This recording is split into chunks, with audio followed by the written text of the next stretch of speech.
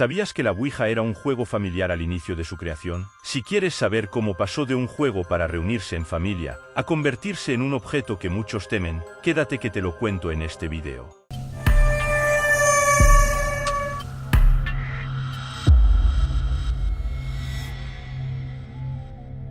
La infame tabla Ouija, también conocida como tabla espiritual o tabla parlante, ha cautivado la imaginación de personas durante generaciones y ha sido una fuente de fascinación e intriga para muchas personas que buscan comunicarse con el más allá.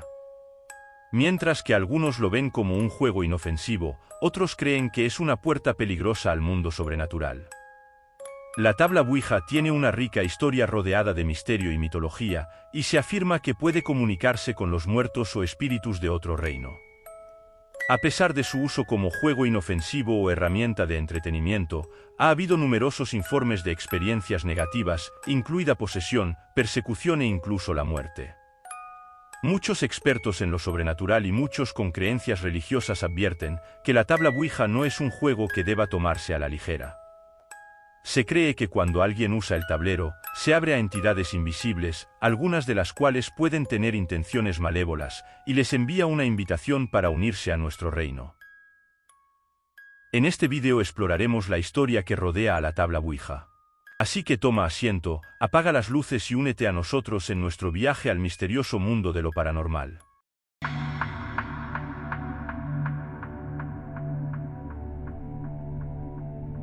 La tabla Ouija a menudo se asocia con una técnica llamada escritura automática, escritura espiritual o psicografía, que es una habilidad psíquica que permite a un individuo formar palabras sin ser consciente de haberlas escrito. Quienes practican la Ouija normalmente sostienen un instrumento de escritura y permiten que supuestos espíritus manipulen su mano, lo que da como resultado la creación de mensajes escritos. El instrumento de escritura utilizado puede ser una herramienta de escritura estándar o una especializada, como por ejemplo una planchette, diseñada específicamente para la escritura en la Ouija. La práctica de este ritual tiene una larga y rica historia en China, que se remonta al menos a la dinastía Song, en el año 1100 después de Cristo, donde los médiums recibían mensajes de diversas deidades y espíritus. La práctica de Fuyi, o escritura en planchette, implica el uso de un instrumento especializado para comunicarse con los espíritus y se empleaba ampliamente como medio de nigromancia y comunión con el mundo de los espíritus. La escuela Quanzhen, una de las dos principales denominaciones del taoísmo en China, hizo de esta práctica un aspecto central de sus creencias y rituales. Sin embargo, la dinastía Qing, que gobernó China de 1644 a 1911, finalmente prohibió la práctica, poniendo fin a su uso para comunicarse con los espíritus. A pesar de la prohibición de la escritura en planchette, la influencia de la escritura espiritual china se extendió a través de las culturas, por medio de técnicas como la imprenta y la pintura. Esta práctica fue adoptada más tarde por los monjes japoneses Zenobaku, quienes tenían fama de haberse comunicado con un antiguo sabio taoísta, al que se le atribuye la creación del Kung Fu. En Occidente, un ejemplo temprano de esta práctica es el lenguaje enoquiano del siglo XVI, un lenguaje oculto, que sus creadores decían que había sido recibido directamente de los ángeles mediante psicografía. El idioma fue registrado en los diarios privados de John Dick y Edward Kelly en la Inglaterra de finales del siglo XVI. Estas revistas también se refieren a esta lengua, como lengua celestial, lengua materna de Dios, de Cristo, lengua santa o lengua de los ángeles. El lenguaje forma parte integral de la magia enoquiana, un sistema de magia ceremonial que implica la invocación y el mando de varios espíritus.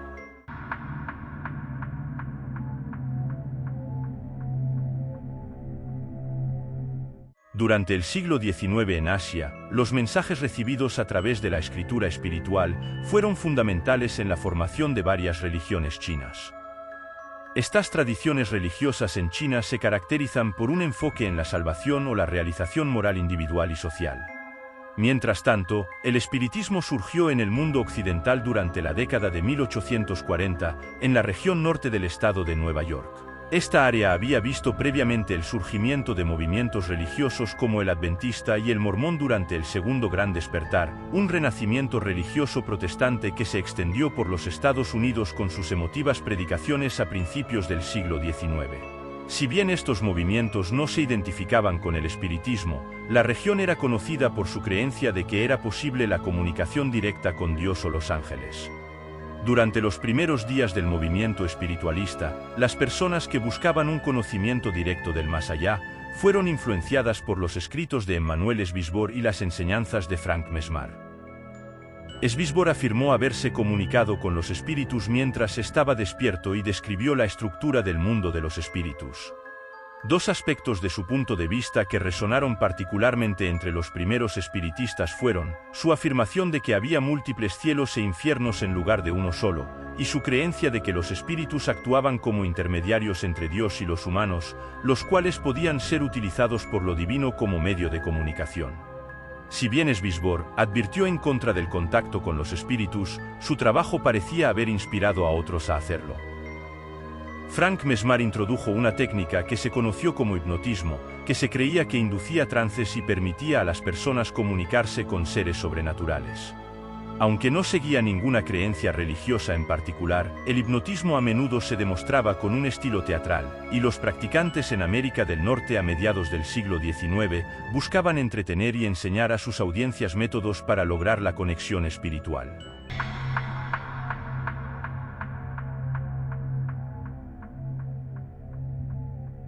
Las hermanas Fox, Lie, Maggie y Kate, desempeñaron un papel crucial en el surgimiento del espiritismo. En 1848, la familia vivía en una casa supuestamente encantada en Hyattsville, Nueva York, donde comenzaron a experimentar sonidos inexplicables, como golpes y movimientos de muebles.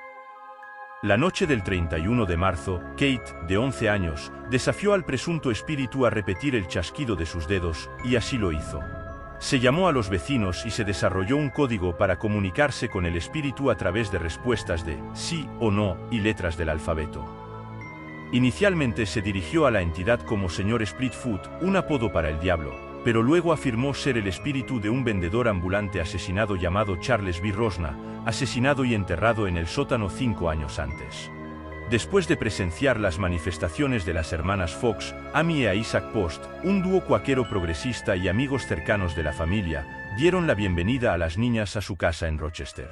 Impresionados por la autenticidad de los acontecimientos, compartieron la noticia con sus conocidos de ideas afines que formaron el grupo inicial de espiritistas. El 14 de noviembre de 1849, las hermanas Fox celebraron su primera demostración pública de fotografías espiritistas en el Corinthian Hall de Rochester, lo que marcó el nacimiento del espiritismo ante el público. Sus posteriores sesiones públicas en Nueva York en 1850 atrajeron multitudes de figuras notables, pero también atrajeron a muchos imitadores que afirmaban comunicarse con espíritus. A pesar de esto, Kate y Margaret continuaron ganando reconocimiento como mediums y realizaron sesiones espiritistas para cientos de personas. Si bien algunas de estas primeras sesiones eran frívolas y los asistentes buscaban orientación sobre asuntos triviales, el significado religioso de comunicarse con el difunto pronto se hizo evidente. Horace Greeley, un destacado editor y político, apoyó a las hermanas Fox y las ayudó a acceder a círculos sociales más elevados. Kate y Margaret, que alguna vez fueron mediums famosas, desarrollaron problemas con la bebida a medida que crecieron. En 1888, surgió una disputa con su hermana Lie y otros líderes espiritualistas, por la preocupación de que el alcoholismo de Kate estuviera afectando su capacidad para cuidar a sus hijos. Buscando venganza contra Lie, las hermanas viajaron a la ciudad de Nueva York, donde un periodista les ofreció $1,500 para exponer sus métodos y contarle una historia exclusiva. Margaret actuó ante 2.000 personas en la Academia de Música de Nueva York, demostrando cómo podía producir ruidos instantáneos en todo el teatro a voluntad. Los médicos del público que habían subido al escenario comprobaron que provenían del crujido de las articulaciones de los dedos de sus pies. Más tarde, Margaret intentó retractarse de su confesión, pero su reputación quedó arruinada.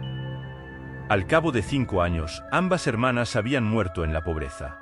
A pesar de este escándalo, la popularidad del movimiento espiritista siguió creciendo.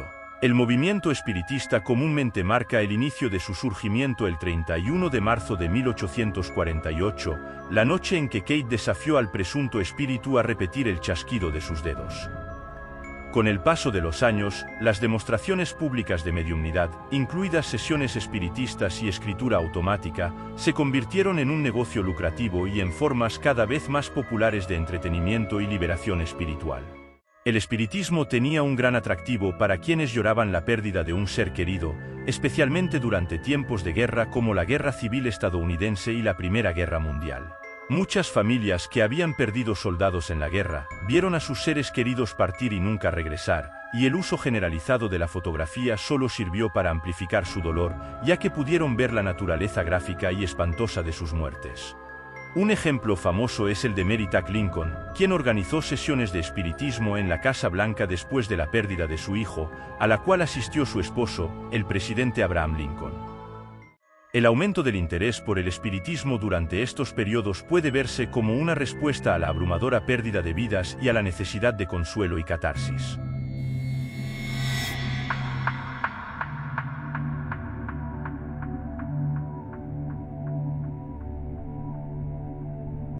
En 1886, comenzaron a circular en los periódicos informes sobre un nuevo fenómeno, el tablero parlante, que se estaba extendiendo por Ohio.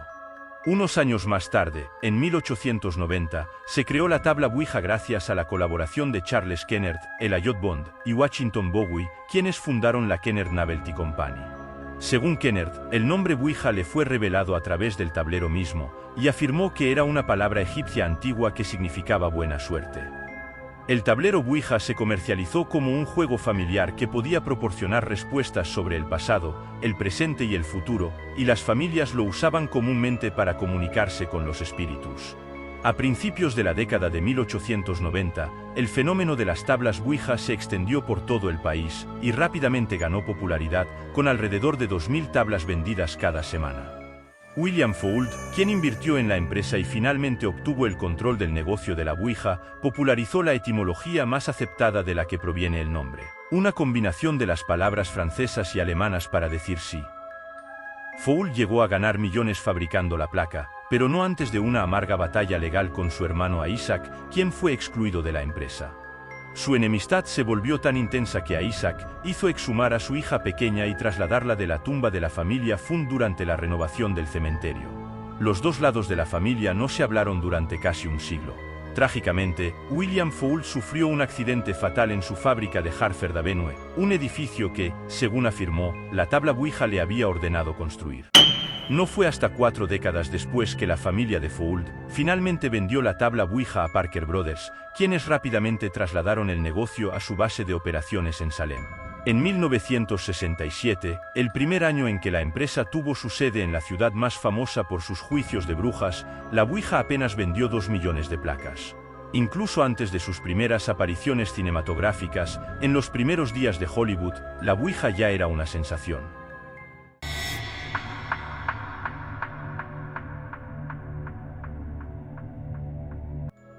La percepción pública de la tabla Ouija siempre ha sido compleja. Estaba destinado a amenizar fiestas o fomentar encuentros románticos. Los primeros anuncios a menudo mostraban parejas sentadas con la tabla sobre las rodillas y las manos apoyadas en la planchette. En 1920, Norman Rockwell, que a menudo pintaba los momentos reveladores de la vida cotidiana, pintó un cuadro de un hombre y una mujer joven jugando con una tabla Ouija para la portada de The Saturday Evening Post. A menudo se pasa por alto el papel de la tabla Ouija como fuente de inspiración y herramienta para la escritura entre novelistas y poetas de renombre. Por ejemplo, el ganador del premio Pulitzer, James Merrill, escribió notas inspirado por la Ouija para su poema épico de 560 páginas, La luz cambiante en Sandover.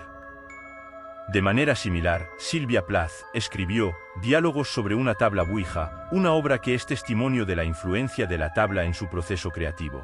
Con el tiempo, la alguna vez inocente reputación de la tabla Ouija, que no tenía afiliación, ni con el bien ni con el mal, comenzó a transformarse en algo más amenazador, debido en parte al uso del tablero por parte de Hollywood para temas más siniestros. En El Exorcista, por ejemplo, el personaje de la actriz, Linda Blair, cuenta cómo usó la tabla Ouija de su familia para comunicarse con el Capitán Howdy, el demonio que finalmente la posee. Fue después de esta película que el tablero se convirtió en sinónimo de ocultismo. Durante las décadas de 1970 y 1980, una ola de informes infundados sobre abusos de rituales satánicos recorrió la nación, alimentando el pánico moral. Esta histeria se extendió influyendo miedo a las tablas Ouija y otros objetos ocultos, que se intensificó por la prevalencia de artefactos ocultos en los medios populares. A lo largo de la historia, individuos y grupos con creencias religiosas estrictas han reaccionado con vehemencia ante las frecuentes representaciones de objetos demoníacos. En 2001, grupos fundamentalistas en Alamogordo, Nuevo México, quemaron tablas Ouija junto con libros de Harry Potter, creyendo que eran símbolos de brujería. La crítica religiosa más dominante ha afirmado que las tablas Ouija revelan información que debería ser conocida solo por Dios, lo que la convierte en una herramienta de Satanás.